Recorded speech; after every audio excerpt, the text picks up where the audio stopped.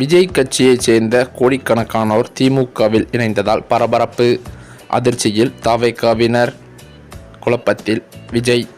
வருகின்ற 2026ஆம் ஆண்டு சட்டமன்ற தேர்தல் இன்னும் சில மாதங்களில் நடைபெற இருக்கும் நிலையில் அரசியல் களம் சூடுபிடிக்க தொடங்கியிருக்கிறது. இந்த நிலையில் தேசிய ஜனநாயக கூட்டணியில் தமிழக வெற்றிக் கழகம் இணையுமா என்ற கேள்விக்கு மத்திய உள்துறை அமைச்சர் பதிலளித்திருக்கிறார்.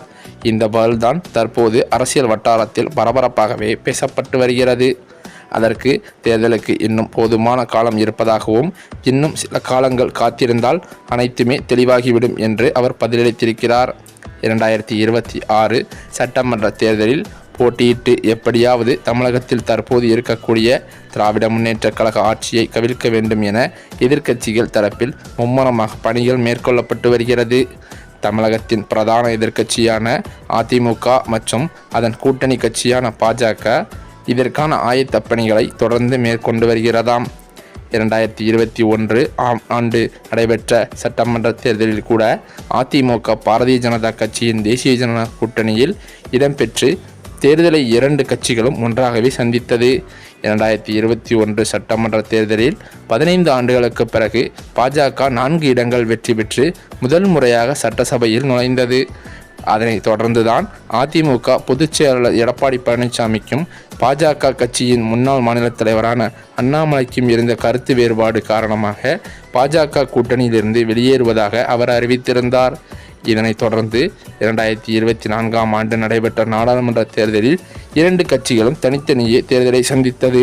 இப்படி தனித்தனியாகவே இந்த தேர்தலை சந்தித்ததன் பலனாக 2 கட்சிகளும் ஒரு இடம் கூட வெற்றி பெறவில்லை என்பதுதான் நிதர்சனம். அதனைத் தொடர்ந்து மீண்டும் அதிமுக பாஜக கூட்டணியில் இடம்பெறும் என பல்வேறு கருத்துக்கள் நிலவி வந்தது. பின்னரோ 2025ஆம் ஆண்டு ஏப்ரல் மாதம் தமிழகத்திற்கு உள்துறை அமைச்சர் அமித்ஷா வருகை தந்திருந்தார். அப்போது அதிமுகவின் பொதுச் செயலாளர் எடப்பாடி பழனிசாமி அமைச்சர் அமித்ஷாவை சந்தித்து உடனடியாக கூட்டணியை உறுதி செய்துள்ளார். முக்கியமாக பாஜகவின் மாநில தலைவர் பொறுப்பில் இருந்த அண்ணாமலையை நீக்கிவிட்டு புதிதாக நயினார் நாகேந்திரனை உள்துறை அமைச்சர் நியமனம் செய்தார் என்பதும் குறிப்பிடத்தக்கது. இதனைத் தொடர்ந்து கூட்டணி என்பது உறுதியாகிவிட்டது. தேசிய ஜனநாயக கூட்டணியில் அதிமுக இடம்பெற்று வருகின்ற 2026 சட்டமன்ற தேர்தலை எப்படி சந்திப்பது, மக்களுக்கான தேவைகள் என்ன, தேர்தல் வியூகங்கள் என்ன என பல்வேறு கட்ட ஆலோசனைகள் தொடர்ந்து மேற்கொள்ளப்பட்டுதான் வருகிறதாம். இப்படிப்பட்ட சூழ்நிலையில் விஜய் வருகிற 2026 தேர்தலில் தனித்துதான் தேர்தலை சந்திப்பார் என்று எதிர்பார்க்கப்பட்டது. ஆனால் தற்போது வெளியான தகவலின்படி திடீர் திருப்பமாக பாஜக கூட்டணியில் தாவேகா விஜய் சேருவதற்கான பேச்சுவார்த்தை நடத்தி வருவதாக சொல்லப்படுகிறது.